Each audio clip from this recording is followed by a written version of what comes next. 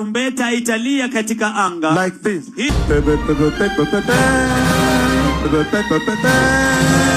That is how the trumpet will sound.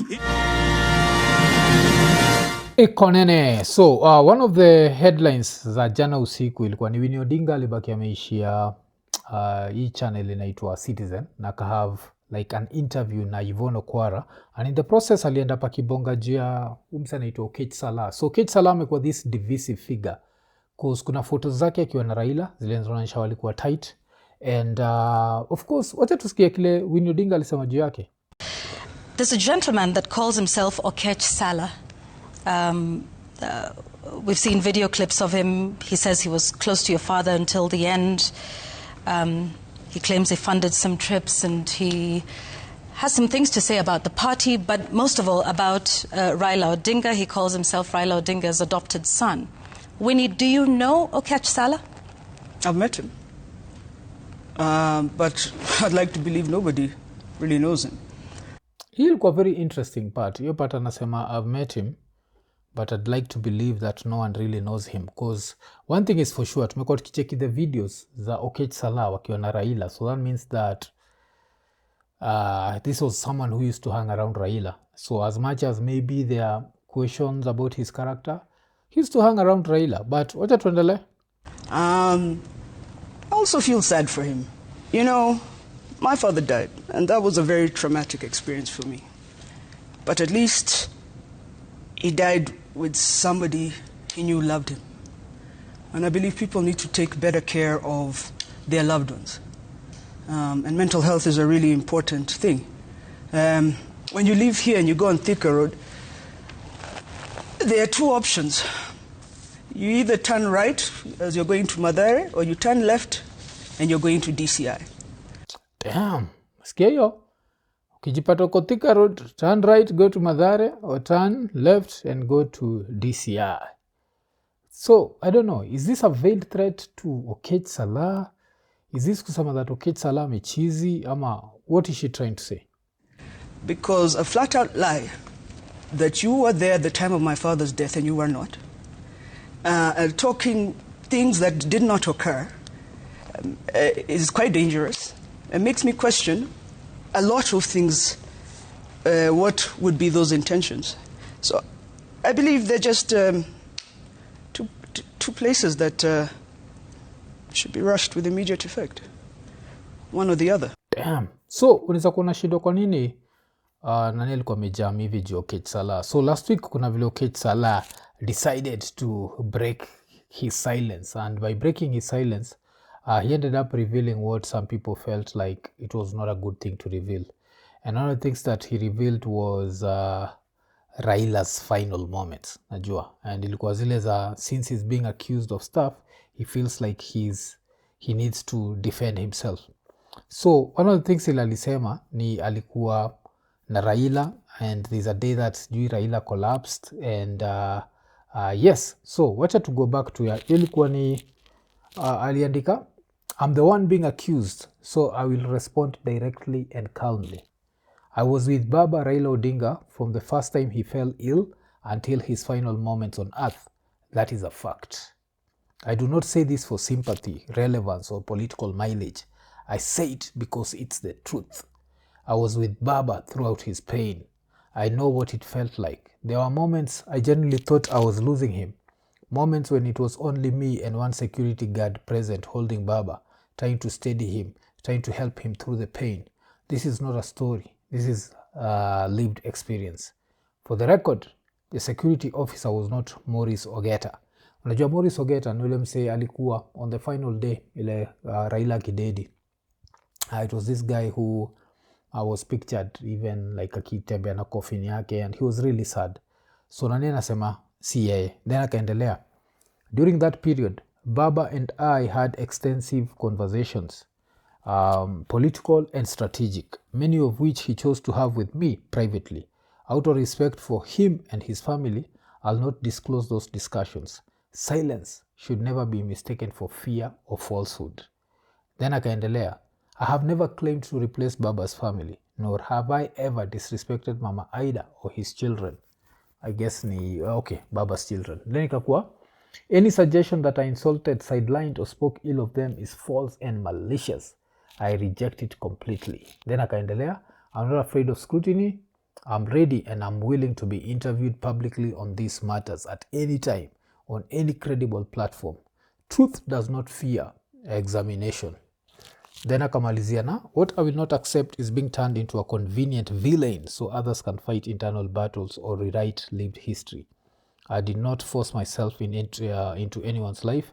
I was present because Baba allowed me to be present consistently and knowingly. And you could see the photos, and on the photos you can actually see Raila looks happy around him.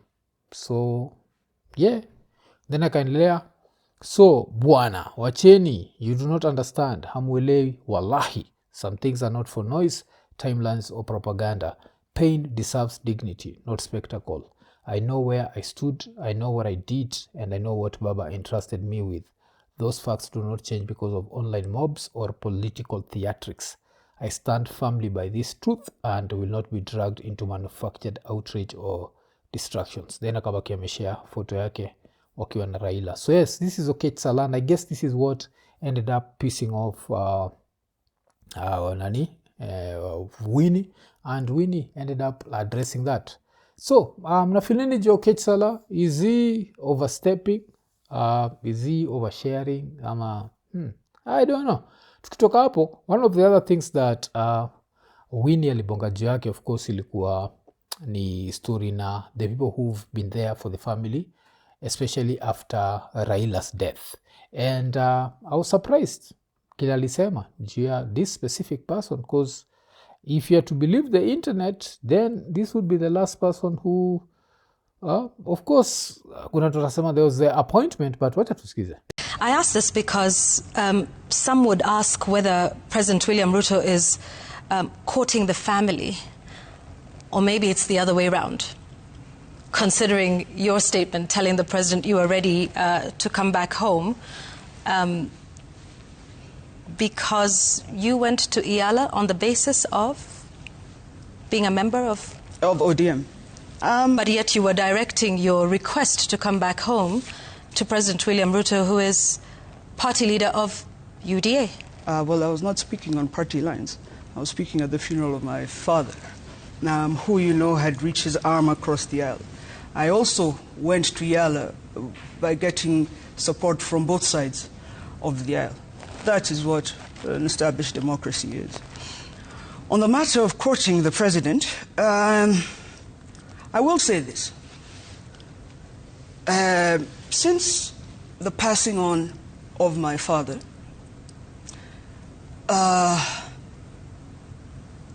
only senior leadership that has come to check and take care of us as a family has been President William Ruto. Damn. He part the only senior leadership. I'd want to know, like, what does she mean by that? Does she mean her uncle, Oburu? Does she also mean Uhuru Kenyatta? Like, when she says that the only senior leadership that has come to check on them ni Ruto peke yake, does she mean, because kumbuka straight after Raila was buried, one of the things that happened is Uhuru aliendaga huko ni Kango Kajaramogi. Yes. So, I don't know. But, tuendelee. And the thing about the Kenyan society is they love to put things as us versus them. I can still like you and disagree with you, or vice versa. But on a personal capacity, if you knew the village I woke up in India, and I was here within 24 hours, I must be grateful for the honor and respect that he accorded my father. Yeah, that was very surprising for me, because I know, like, of course, in hindsight, sasa tunajua that in quotes Raila saved Ruto's presidency, because Ruto aliandika hivyo kwa that book when he was eulogizing. But that was actually surprising to see, like, the amount of respect that Raila was accorded. But even before nibonge juu hiyo, kuna hiyo point moja ile Winnie alibonga juu yake, where Winnie talks about shida yetu kama wa Kenya ni tuko na this philosophy of us versus them. It's a very messed up philosophy, because this is the same philosophy that makes people believe that there are people who can never do any right, like everything that they do is wrong, and there are people who can do no wrong and everything that they do is right. And it's a very messed up way and messed up mentality. But yes, ikikam to story na Raila getting respect when he died, I think he was accorded a state funeral. That's not accorded to everyone in that period. So what's been your interaction with the president, since you said he's been the only one who's come to check on you and the family since Raila's passing? Yes, but you know, my interaction is also quite limited. I may know many things, but I don't forget my sense of occasion. One thing people forget is they forget to know their place. I know my place. I'm not just texting him, hey, what's up, man? What are we doing today? Did you see that goal? No. I must respect the presidency. I respect the office of the presidency, as well as I also respect the voices of the people. Two things can be true. So it's not a casual thing. It's a respectful thing. He was my father's colleague. I must respect that. Yes. Yeah, Machikio, but yeah, I know my place. Damn.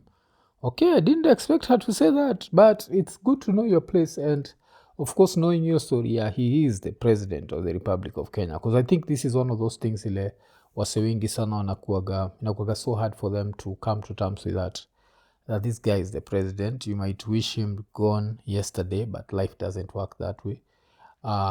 You can't start throwing a tantrum. You just have to wait for next year, and hopefully next year there are enough people who've registered to vote that reason like you, because that's another thing. There's never a guarantee in life that people will think and look at things the same way that you look at them. So Konene, najua mwaka ni mpya lakini injili ni ile ile lemfi. So kama uko US, uko UK, uko Canada ama uko the UAE na unataka kutuma do Kenya, baki umechangamka, ingia lemfi, utabaki umepata the most competitive rates. Lakini apart from that, on your first transaction ya $100 or more, utapata $20 sign up reward. So unangoja nini? Baki umechangamka, chap ingia lemfi. Lemfi, international payments for everyone. Yeah, but that was interesting to hear from her. And another question ile pia udem aliulizwa, of course, ilikuwa juu ya Sifuna. Kwa Sifuna kuna vile amekuwa kikachachisha sana, na Sifuna amekuwa kiudhi, especially wasa ODM. There's a lot of ODM people who want Sifuna gone, and they don't want him gone today, they want him gone yesterday. So she was asked about Sifuna. What do you think of Edwin Sifuna's performance as Secretary General of the party, especially considering everything that's happened in the last 3 months? I think as a custodian of the party constitution, I think he's been stellar. I think as a representative of the people of Nairobi, he's one of the more popular elected leaders. And I believe that Edwin Sifuna has a right to say his opinion. And even though you may like or may not like what he says, he is an elected leader that represents a certain people, and he has a right to speak whatever it is that he would like to speak. Yeah, so imekuwa ni a very big debate within ODM, because there are people who believe that ODM should always speak in one voice, and the people who believe that also keep pushing the narrative that before Baba left, he'd said ODM is in the government, blah, blah, blah. So in the process, wasekam akina Oketch Salah wana push narrative kama hiyo. But apart from that, if you had to go there, go deeper, you'd find akina Kaluma. And akina Kaluma are really angry at Sifuna. Apart from that, waseka akina Robert Alai, really mad at Sifuna. So it's interesting to see her say this, although it's not interesting because she's always said that she respects the two of them. That's why hata bila hold a rally at Kibra, bado alibaki ameshow love to us wawili, Sifuna na Babu. Are you working with him in any way? And allow me to ask this because there are perceived factions that we see playing out in the public sphere between the party chair and others on one end, and the Secretary General of the party of which you are a member on the other. He has made his views known on the talks for coalition. on the 10-point agenda and how that is being managed. Are those views you share? I really resent the classification of factions. I think our politics is being personalized. Like I said earlier, I may not agree What with would you. you call that? But I defend your right to say. I think it's personality politics, and I think it's quite unfortunate that people are being hypocritical. I've heard people saying that so-and-so must leave the party because they're talking to so-and-so at night. But even you're talking to another so-and-so at night. So yeah, kuna shindwa, kuna vile Sifuna alikuwa accused of kuongea na Gachagua, and because of that he should leave, and that's the example that she's giving and saying that, hey, you're also talking to so-and-so at night, meaning the president. So Udem, I don't want to know like what's her end game, because she's attacking while defending, because 1 minute she'll praise the president, and then she'll go ahead and say that you can like someone and disagree with them, and ama disagree with someone and still like them. Nachiki. So hapo ni kama amehandle the president, but history ya so and so now brings the Gachagua factor. Of course, I don't think she's planning to join Gachagua anytime soon, but it was interesting to see. And yeah, I think she really knows how to speak politically. So-and-so at night. And I believe people are settling political scores that they may have had, and I don't think it's right to chase anybody. This party belongs to everybody. And so if you tell one person that they have to leave the party simply because they don't agree with you, what are you then saying to the people that elected him? That we don't care what they think? He has a right. And he has a right to say, and he has a right to believe what he believes in. And that is ODM. Everyone can say. Yeah. So you say people are talking to so-and-so at night. Is everybody in the party talking to so-and-so? Even me. And who is so-and-so? Even me. Today, I'm talking to you, and it's very late. But even me, they'll say I spoke to Yvonne Okwara in the night, which is true, which is for. Those are things people say. Damn, mechikivila mehepeo swali ya so-and-so, because your swali ya so-and-so, of course, specifically meant Gachagua and Ruto and the different camps accusing these ones of this and these ones of this other things. So yes, this was basically her interview. I think she did well. Come to looking at it from a political point of view, she did well. She was able to hold her ground. Kuna watu wanazusha sana juu ya ude mwingine Yvonne Okwara, kuna sema like she did not like insist on answers that maybe people wanted. I don't know. Sometimes it's really hard when you are, especially the fact that when people are watching interviews, aufikiriaga juu like everyone has their own expectations, and when those expectations are not met, inakwaga, oh, it was a poor interview. So there's always that argument. But tukitoka hapo, acha nicheki history ingine ama tumalize na history. So the president said something that I found to be very interesting. Why? He said violence against any Kenyan is unacceptable. Wacha tusikize. Violence against any Kenyan is unacceptable. Violence rooted in gender, power, or inequality is a betrayal of our Constitution, our values, and humanity.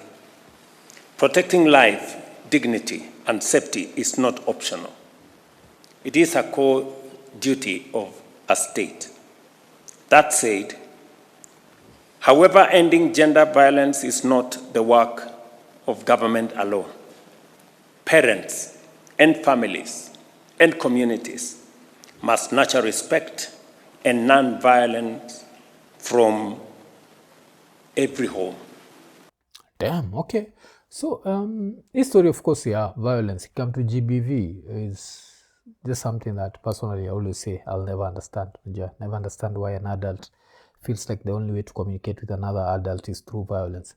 And tukitoka hapo, there's something that he said earlier hapo, ile that the nation is supposed to protect. Yes, the nation is supposed to protect. Unakumbuka hii conflict imekuwa happen between boda riders and motorists, where if a motorist is involved in an accident, what happens? The car is burnt.